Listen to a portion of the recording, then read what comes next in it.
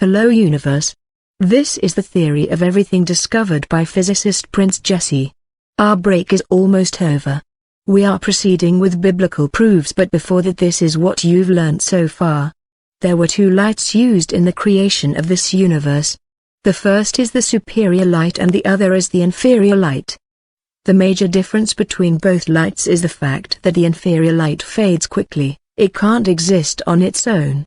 On the other hand, the superior light doesn't fade and it exists forever. This simple fact results into an ultimate law that governs this universe.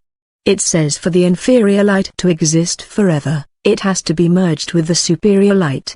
In other words, it has to become the superior light. The superior light exists with an attachment called space or space-time. Space-time belongs to the superior lights, it's like a gate to the superior light itself. If the inferior light wants to be preserved to avoid fading, it has to pass through the gate space-time to meet the superior light, or it can decide to stay at the gate to buy some time instead of passing through to buy the whole time. However, space-time is a very thick entity. Both lights were used to create this universe, resulting into two major dimensions, the inferior dimension and the superior dimension.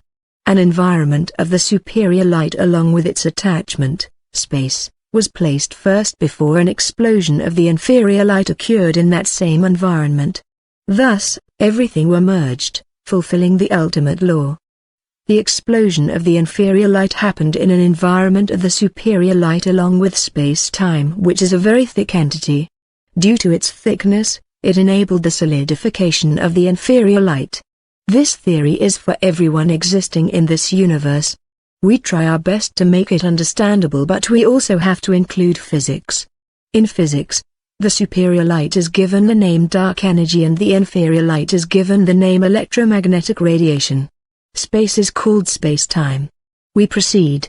Presently you can feel the space-time around you, it's very free. But that is not the original nature of space-time. If you could go to the outer space, you'll feel the nature of space-time as a very thick nature. The reason for the differences is as a result of gravitational effect. It wasn't possible for the thick nature to be at the outer space holding the planets and also exist inside the planet around which humans stay. This is because humans and creatures won't be able to survive around the thick entity of space-time. Something has to be responsible for reducing the thickness of space-time inside planets. This is the reason why gravity exists. However, when a planet of mass applies pressure, distorts space-time at the outer space, this results into a gravitational effect that reduces the thickness or space-time inside the same planet applying pressure. Thus, where there's gravity to some extent, the nature of space-time is free. Where there's no gravity, the nature of space-time is thick. Our physicists' papers will explain deeply.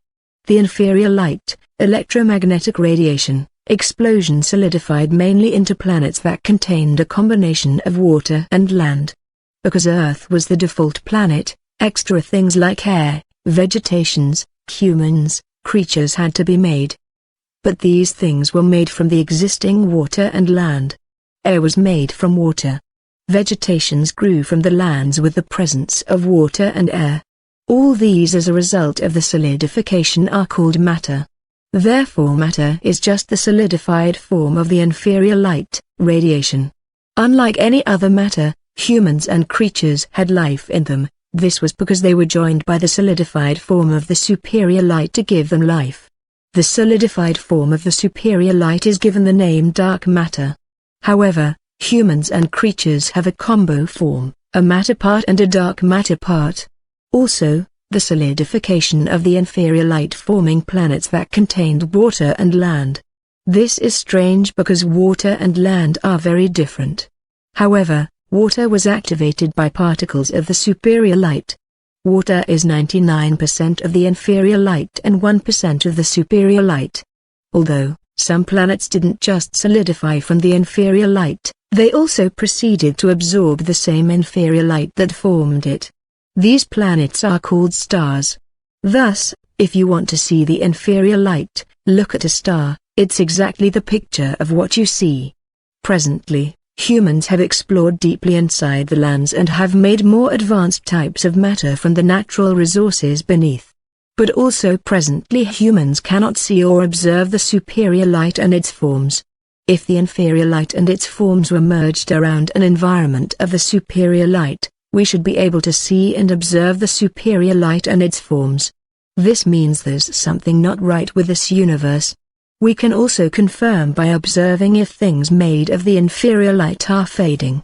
Okay, since we can't see the superior light and its forms, every other thing your eyes can see are the forms of the inferior light and itself.